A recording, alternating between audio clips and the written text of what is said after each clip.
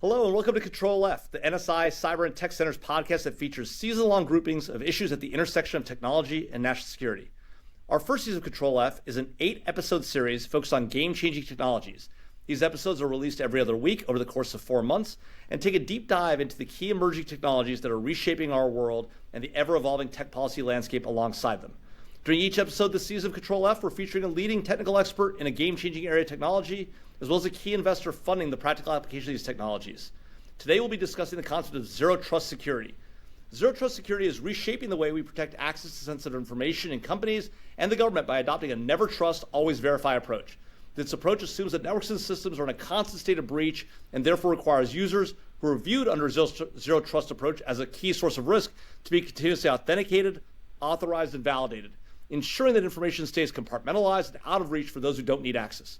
Zero trust, unlike traditional network security, focuses less on the boundary of networks and systems and instead concentrates on identity and access management. Done right, zero trust can make it significantly harder for bad actors to access critical data. With broad implications for industry and government, including the national security context, zero trust has become one of the hottest concepts in cybersecurity today. And I'm joined by two fantastic experts in the field to help unpack how zero trust security is changing the way we approach data, protect privacy, and defend sensitive information in a world of cloud and edge computing and the constant barrage of successful cyber hacks from both criminal and nation-state hackers. Dr. Zachary Collier is an assistant professor of management at Radford University here in the Commonwealth of Virginia, where he specializes in risk and decision analysis across technological, organizational, and societal domains. Dr. Collier is actively involved in the Society for Risk Analysis, serving leadership roles. He's also a fellow at UVA's Center for Risk Management and a visiting scholar at the Center for Hardware and Embedded Systems Security and Trust. As the president of Collier Research Systems, Dr. Collier also provides decision-making and analytics services across various industries. He's published over 4 dozen pieces on risk, decision modeling, and resilience. His writings appeared in Newsweek and Real Clear Politics. He holds a PhD in systems engineering from UVA, a master's in engineering management from Duke University, don't hold that against him, and a Bachelor of Science from Florida State University. Tom Clute is a principal at Paladin Capital Group, where he plays a key role in driving new investment opportunities by identifying, accessing, and executing on high potential startup opportunities in cybersecurity, deep tech, and AI. He works closely with a number of Paladin's portfolio companies, including BugCrowd, Expel, Semperis, Dashboard, Elliptic, Gray Noise, Hubble, and Secure Code Warrior, just to name a few. Tom's prior experience includes significant contributions to investments in cloud conformity, acquired by Trend Micro, FishMe, acquired by BlackRock, Percepsys, acquired by Bluecoat, and Vectrix, acquired by Cloudflare. Since joining Paladin in 2010, Tom has helped shape the firm's portfolio strategy and supported its growth across industries. Like Dr. Collier, don't hold it against him either, but he holds a master's degree in management from Duke University's Fuqua School of Business and a bachelor's degree also from Duke University. And for full disclosure up front, I should note that Tom is one of my colleagues at Paladin Capital Group, so I know a bit that he knows what he's talking about. So let's get started. Dr. Collier, let's level set on the concept of zero trust security, right? The technology behind it and the industry trends that have led us to this point. Because while a lot of our listeners might have heard the term zero trust security, they may not know what it means in actual practice. So let's start right at the top, right? What exactly is zero trust security? How does it work in theory? How does it work in practice? And can it really be a game changer in cybersecurity? Yeah, so first of all, thanks for having me. And just to start out, zero trust isn't necessarily a technology itself, strictly speaking, but it's more of a security philosophy, right? So the question is, why do we even need a new security philosophy? What's wrong with the old security philosophy? As you probably know, in recent years, if you're looking at some of the macro trends, cyber threats continue to be a pervasive and persistent threat for organizations, and the frequency and cost of successful cyber attacks continues to go up. On top of that, things like remote working, the adoption of cloud services, proliferation of connected and IoT devices continues to grow. And this makes it really difficult to figure out exactly where the boundary or perimeter of your enterprise is. So the question is, if you don't even know where the boundary of your organization is, how can you keep the bad actors out? Right. So that's what zero trust is all about. That's where it really comes in. So in zero trust, we make some different assumptions about security, namely that our network has already been compromised, that we can't implicitly trust any user or resource just because it happens to be within our network or owned by our enterprise. The focus is placed on continuous monitoring of network activities, granular authentication and authorization decisions, and continuous monitoring of what's going on at any given time to try to make those decisions, and really minimizing the access to resources based on the principle of least privileges. So Zero Trust is established as a set of tenets and principles that you can use in your security system. And its implementation, though, is going to be customizable depending on the needs of your organization. But at the core of it, what it's really about is taking new perspective on security and the nature of the threat landscape. Yeah. Well, look, I think it's really helpful, and it's interesting because a lot of people are say that Zero Trust, this new sort of approach that you're describing, right, to cybersecurity can really be a fundamental game changer because it allows you to really defend the things that matter and not worry about the things that don't, right? Because you're focused on identity and authentication and constantly authenticating. But I mean, I gotta believe it can't be that easy, right? If it were that easy, we would have done it a generation ago, right? Does this have an impact on actual experience of the users or performance? I mean, can it really be done effectively, this continuous monitoring and checking of identities without a hit on performance? Yeah, so I mean, that's one of the goals, right? Whenever you're designing a system, you want to make sure that you have that security, but there's always trade-offs, right? The most secure system is the one that's not connected to the internet at all, right? And obviously that comes with a downward movement in your functionality. So there's always these sort of trade-offs. But to your point, every time you go to try to authenticate and authorize a transaction, that's going to come with some sort of a cost, theoretically, with in terms of time and computation. And so part of it's balancing, making a balancing act. And there are ways to do that. You can base things partially on prior behavior, right?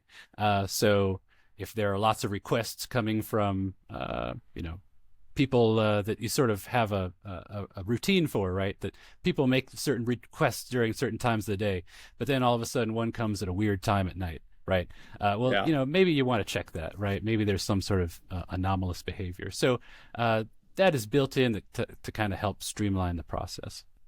Yeah, that makes a lot of sense, and I think that helps us understand better why Zero Trust is different and how it might work in practice. So, Tom, talk to us about sort of the investment thesis here, right? I know that Paladin is focused on cybersecurity, deep tech, AI, right? Focused on dual-use technologies. Talk to us about how Zero Trust is different than the traditional cybersecurity that y'all have invested in historically, and what kind of companies are investors like you focused on in this broad space of Zero Trust adoption? Sure. And Jamil, thanks for having me on. It's certainly going to be a change to be in the room with you and for me to be the one doing the talking. So we'll see if you can contain yourself as the host. It's going to be hard. Yeah. But, I think it's important, as kind of the venture capitalist and kind of commercial person to kind of level set and remind people that, Zero Trust has been around kind of dating back to 2010, right? And so it was coined by a Forrester analyst, and I think, it really aligns, at least for me, with kind of the growth of AWS, right? And so, looking back, kind of, AWS passed the $1 billion revenue mark in 2012, and everyone knows how big it is now. And so, right. I think that for the commercial market, really we're thinking about the perimeter being expanded or kind of dissolved, dating back then. And you also have kind of some of the leading kind of companies in that space, whether it's Zscaler or Cloudflare, kind of also, being founded back then. And so, I think Zero Trust, when you start thinking about it in kind of the government sense, it's a little bit newer, right? They kind of kept up the wall and moat, much longer. And I think it really started, at least when I started noticing it, probably dates back 5 years, right? And so, and then kind of codified by President Biden in, I think, 20 or 21. And so, I think organizations and enterprises have been thinking about it, and they're kind of stuck in, large enterprises are really stuck in this, hybrid place where they still have on-prem, but they're also using the cloud. And so that presents unique problems. The government also will have that. And then you have kind of this companies that were born in the cloud, have I think personally, much easier and better chance of actually achieving zero trust, right? And so, the model from trust everything inside to trust no one, that's something that has also gained traction as attacks have risen rapidly. Right. And so I think no longer kind of the old model serves commercial or government, and I think the benefits of moving to the cloud have kind of outweighed the security risks, and so companies have to kind of adopt this new way of thinking, and the way we look at it is kind of in a data centric and identity centric, where security has to revolve around a user or a device, adding context of kind of what the request is, and so areas where we're really focused on around identity governance, privileged access management thing. I think Zach and you have both touched on,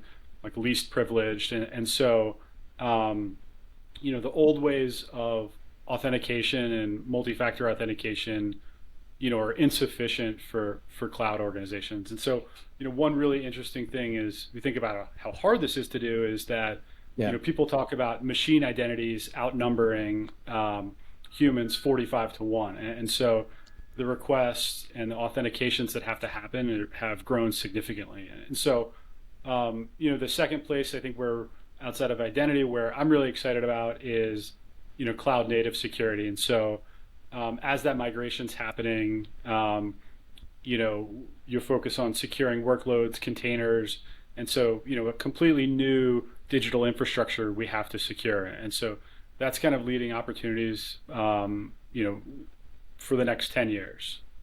Yeah. So you've said something about how the connection between cloud and zero trust and how it sort of really began with AWS, and as we've moved into a heavier and heavier data environment, that zero trust security might be more and more important. But I want to understand this point that you're making about cloud security and cloud native security. What does that mean? I mean, are you saying that essentially we can't or shouldn't import traditional cybersecurity to the cloud, and instead we've got to come up with a new methodology here? And if so, what does that methodology look like? And obviously it's aligned with zero trust, but are there new companies that are coming into this space? How are you thinking about investing in this space? Are you looking at companies that just do cloud security alone? Or do you need to have sort of a combined on-prem cloud approach? And if so, are companies that operate both spaces sort of more likely to be an investable space for you all? Yeah, I think it's no surprise to anyone who follows the space that cloud native security has kind of taken off. I think about some of the dating back to 2015 and cloud CASB companies, which were mainly about securing kind of certain applications, and they gained traction and I think were important. But I think the complexity that was added as more and more applications moved to the cloud, has led to, I think, the success of cloud native companies like Wiz, right? And everyone knows kind of their rapid growth and the changes that they've made, for the market and kind of consolidating a bunch of different point products into a platform. So I think one area that we continue to be interested in is that of hybrid security, right? And so, that's not going away anytime soon. It certainly won't for the government. And so I think that's an area where, more and more of our time, is spent of how do we secure both, on-prem hybrid environments and cloud security, cloud native, across those three in kind of one platform rather than having it being, a single point product for each of those. Yeah. Yeah. Dr. Collier, one of the things we talk about, Tom mentioned this idea of cloud native security. One of the things we talk about in both the cloud and on-prem space is this idea of sort of micro-segmenting your networks, right? Cutting up your networks into smaller pieces, easier to manage, easier to keep people from crossing particular boundaries.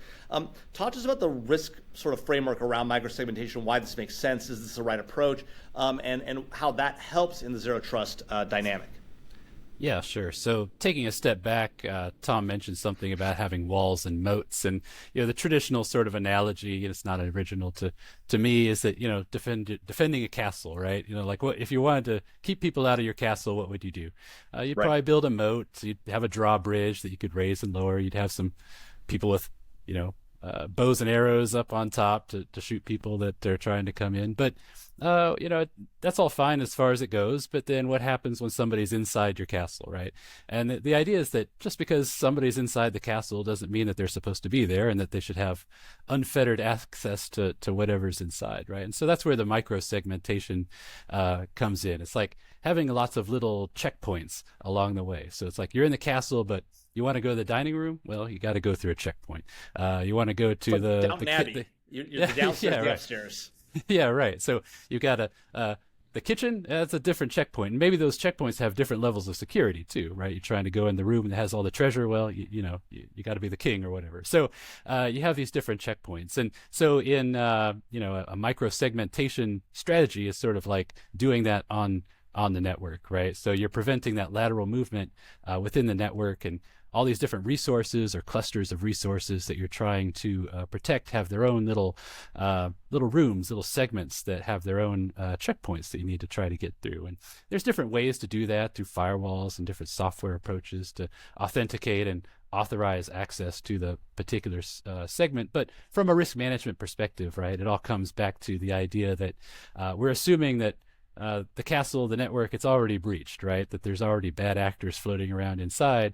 And what we really want to do is, if we can't keep them out, what we want to do is try to maintain the minimum sort of lateral movement that we can within our network. So microsegmentation is one of the important ways to make that happen. Yeah, Tom, there's this old saw that sort of, I think that Dr. Collier was referring to, this idea that there's only two kinds of companies in the world, right? Ones that have been hacked and know it, and the ones that have been hacked and just don't know it. And that you are sort of, your walls have been breached, the game is up. And in that context, one of the things we often think about, to Zach's point, Dr. Collier's point, is, look, not everyone inside the house should be there, right? How do you know who's there? How do you know whether they're really who they say they are, right? Because oftentimes we have stolen identities and the like. And this idea that users are the weakest link and we need to have this quote unquote least privilege concept. Both of you have mentioned that, right? What does least privilege mean? And why do we care about it? If we're always authenticating the user, why are we limiting what access that user has? And doesn't that just make life hard for everybody in the network? They're going to have to request access over and over again, and it feels like you're just going to be banging your head against the wall. What am I missing here?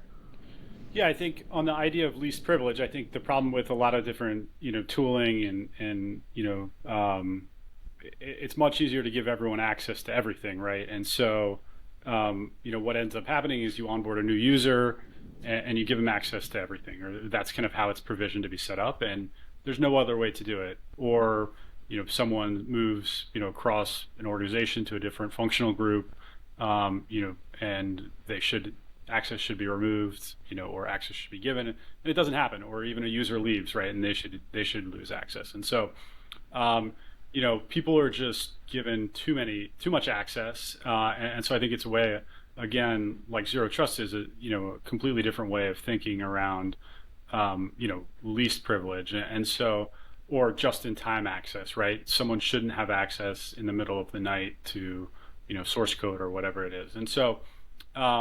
I think that's the different way of thinking about it. And as you think about, is that realistic without kind of destroying the user's experience? Certainly there's, new hurdles to jump through. But I think if I think about, my experience, logging into corporate networks, whether it's 5 or 10 years ago, towards today, it's a lot better today than it was before. And so, I think it's going to continue to get better and better. And, verifying identities and kind of monitoring user activity, it will set us back, but I think it's going to be minimal, and people aren't going to be noticing, it as much. And I also think it's an area where IT and security professionals tasked with defending these new networks are going to have an easier time when the idea of least privileges is implemented. Well, yeah. So Zach, what about that? I mean, this idea that you can do it, you can do it all. You can sort of monitor people in real time, ensure their identity, verify it repeatedly, and keep your data protected. I mean, is this a realistic scenario? Is it gonna have a significant impact on whether it's user experience, as Tom has described it, or the like? I mean, I guess I worry that as we adopt this approach writ large across all of our enterprises and all of our data, that what's going to end up happening is you're going to have the guy in the middle of the night who wants access to the source code because he or she legitimately needs it, right? And they're going to bang their head against the wall. And you know this from your sort of risk assessment. When things don't work and people need to get work done, they find a workaround, and that actually oftentimes creates more risk rather than reducing risk because the workarounds are the real problem and they're the real security issue. Am I right to be worried about that, or is that less of a problem in this domain? And am I just overly cautious and stuck in my old ways? No, I think it's a legitimate concern to think about what are the false positives, right? Somebody who actually needs to access the data but can't, right? That's always a concern. But it's a risk-based calculus that you have to make, right? Yeah.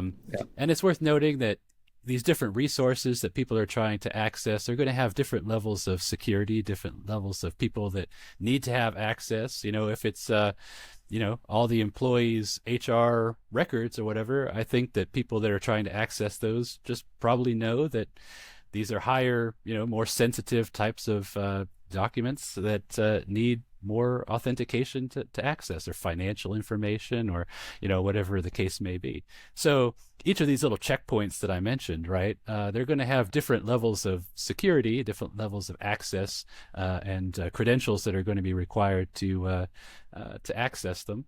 And I think that it's just a matter of making a trade-off, right? If you really want to protect your sensitive data, then you probably just need to go through a couple more steps to make sure that you are who you say you are, and that's warranted.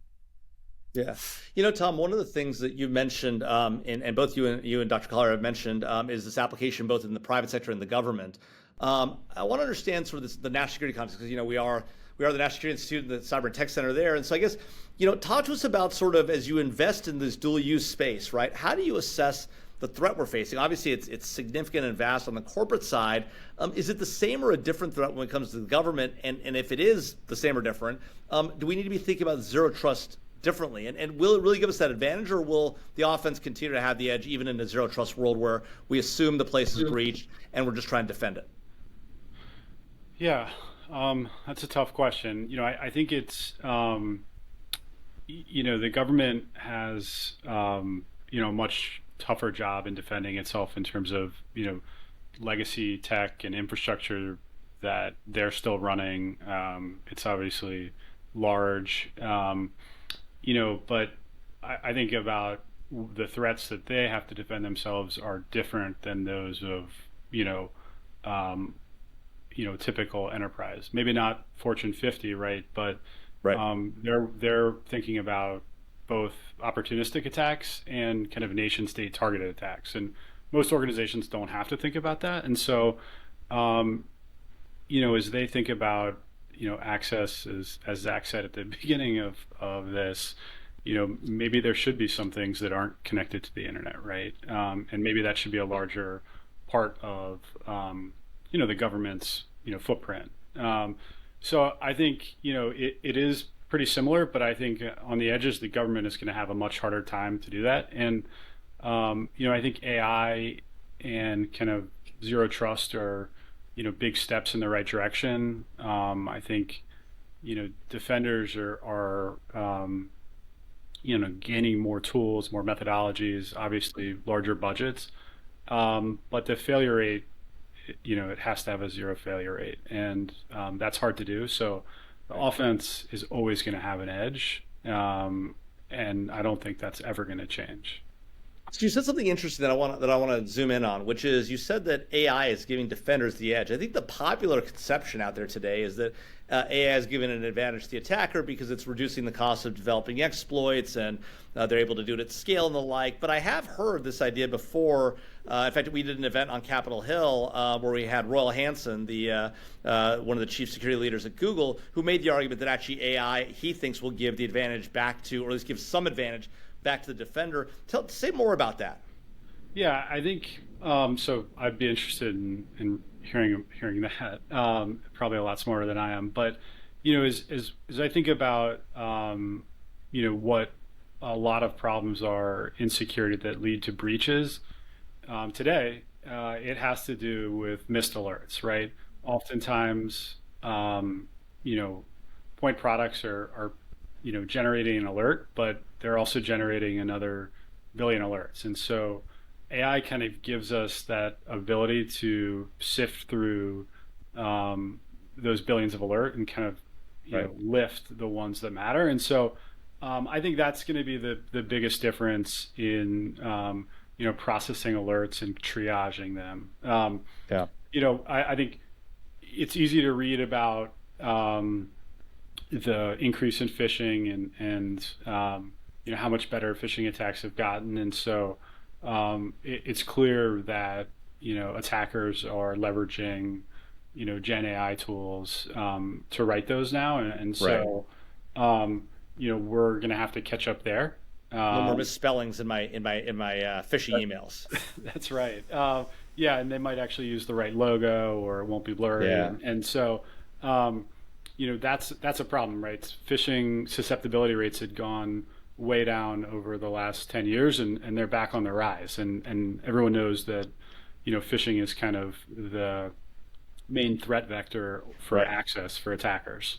Which is sort of crazy, right? If you think about it, right? We've known about it for so long, and yet we all still fall. Well, a lot of us still fall prey to it, even though we've been well trained. And now it's going to get worse because Gen AI is going to help the attacker get better. But it sounds like it'll help the defender get better too on the phishing side. Is that right? Yeah, I think so. I mean, you're combating AI with AI, right? And so, it should kind of help be able to process emails a lot faster, and then, process kind of any alerts that are generated. Today, to the same point about alerts, if you think about, phishing inboxes for SOCs to go through, most of them, you know, aren't processed, right? And so it's kind of this black hole where a user Yeah. submits a suspicious email, and oftentimes, SOCs know that they're so overwhelmed and aren't going to get to it that they actually have built scripts so that they can see when a executive has submitted, an email, right? Because they know they're going to get asked a follow up of, Right. hey, this is a suspicious email. The CEO didn't get a response back. Why is that? So, Yeah, not good. now they know the phishing, inboxes, it pings when they get an email there sent there from the CEO, right? And so, helping to kind of clear that backlog, I think is again another area where AI will significantly, move the needle for security teams. Yeah. So Dr. Collier, what about that? Do we think AI is going to be a net positive or net negative when it comes to defense of these networks? Is it going to give a more advantage to the attacker or the defender? I tend to generally think it's more beneficial to the offense. But now we've got two folks, Royal Hansen at Google and Tom Clute at Paladin, telling me I'm wrong. So what do you make of all this?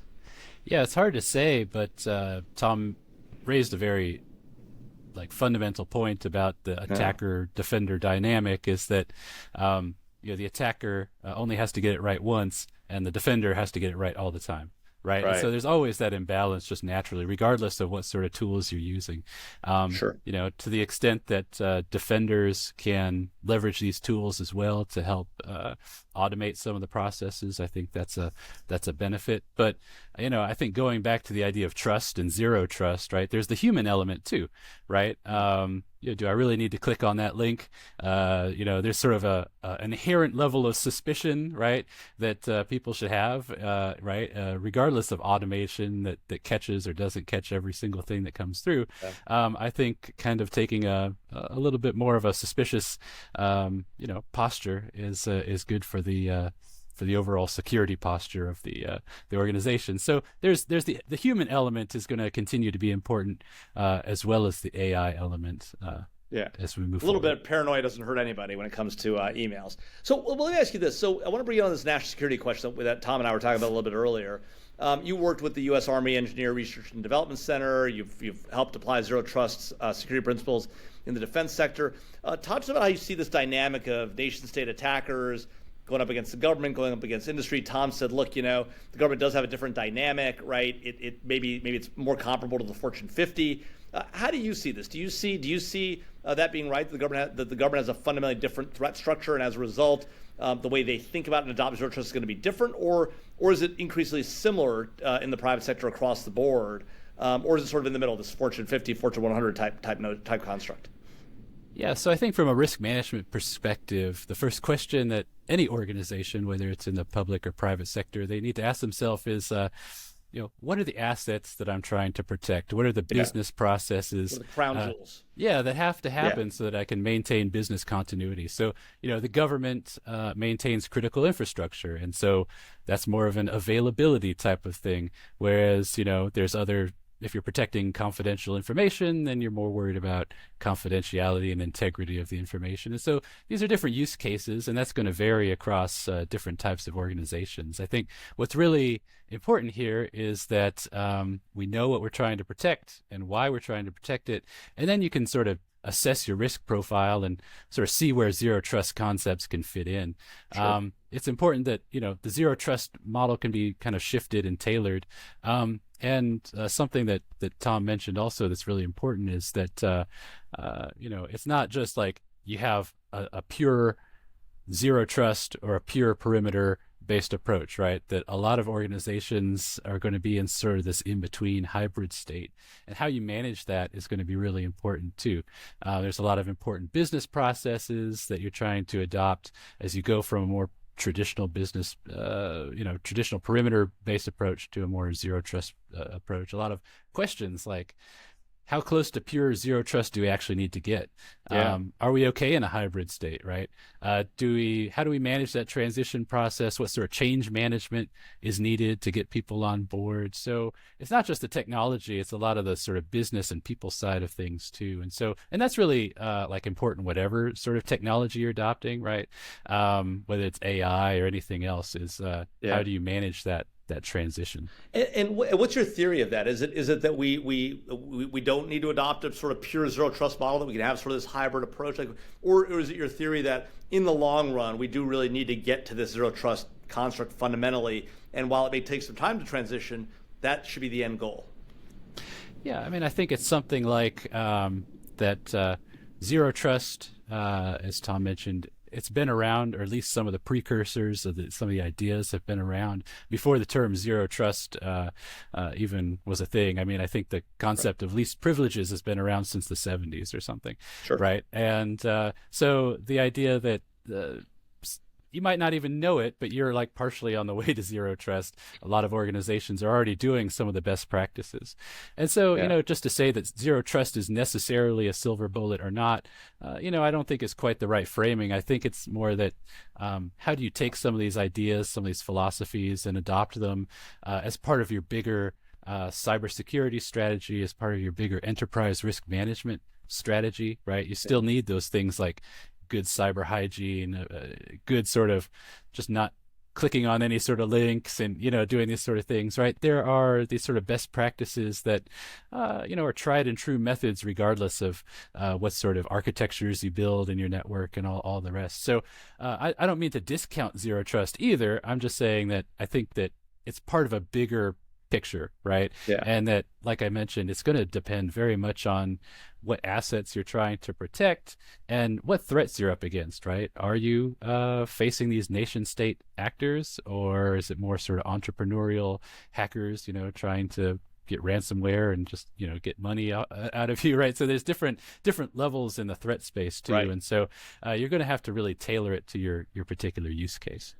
Well, Tom, to Dr. Collier's point, how do we think about zero trust in the context of all these? The government's got all these new models. They've got the cybersecurity maturity model at DoD. You've got, the NIST framework. You've got, GDPR in Europe and all sorts of regulation across Europe. How does zero trust fit into that? I mean, is it part of this trend? Is this going to be mandated? Do we think do we think, Zach, Dr. Collier is right that there's something in the middle here that's really going to be the reality of where we end up? How do you see this thing playing out in the long run? Yeah, just to double down on one thing Zach said, if you think about, he talked about kind of asset inventory and management. Like sometimes the hardest problems in security aren't like actual security problems. They're kind of more around, IT or process problems. And so, it is kind of the simple things like asset inventory, patching, automation, configuration management, like those simple things that people and venture capitalists don't often want to talk about, right? We want to talk about like the shiny new thing that we're funding. So I think that's just important to remind ourselves of that. As you think about, zero trust and a lot of the different frameworks, particularly like CMMC, they're emphasizing compliance and different maturity levels. And to me, as I see them, and I'm not an expert, sometimes those to me seem more aligned with like traditional perimeter-based approaches, right? Interesting. And so, as I think about, GDPR or any of the other AI acts, they're talking about things that are kind of very anti-cloud, right? And to me, zero trust is a very cloud native thing. And so, I think that's a struggle, but kind of fits well to, hybrid, right? And so, some of the regulatory frameworks, are focused on compliance and data privacy, and so not necessarily security. So I think there's, careful alignment needed, and so there aren't conflicts among them. Yeah. Well, my last question for both of you, I want to know what you think of the latest trends, sort of this domain. What do you see coming in the next 5 to 10 years? What gets you most excited in the security domain generally, but in particular, if you have a thought on what's exciting in the zero trust space? Love to hear from both of you. So let me start with you, Dr. Collier. What gets you excited about? What do you get excited about in the cybersecurity domain? And is there anything that's zero trust related that gets you pumped up? Yeah, so I think I'm going to go a little more philosophical here. All right. And so I think that when we're talking about trust and the concept of trust, right? Yeah. The term zero trust is like a cool sounding term, right? But it might be a little misleading in a sense that it sort of makes you think like we could just dispense with trust, or that trust isn't important, right? And I'm not sure that that's the truth, or I think that especially moving forward, as we have things like deep fakes and misinformation and disinformation, and tools like AI make it easier to generate all of that, that trust is actually going to become more important, right? Interesting. Do you have a trusted relationship with your business partners? Do you have a trusted supply chain? It's going to be a valuable commodity if we don't even know who and what to trust, right? Those trusted relationships, I think, are going to be valuable. So, there are business cases where trust actually makes a lot of sense, right? In the supply chain, for instance, in the manufacturing of electronics for chips, for example, having trusted suppliers is a great way to make sure that the integrity of the components and your intellectual property is being protected, right? And so I think that moving forward, it's going to be kind of interesting. I think one of the open, interesting questions is, can you have a trusted model and a zero trust model at the same time in different sort of parallel things going on? Can they work together? Can they coincide and work together peacefully? I think that's an open question that's worth thinking about.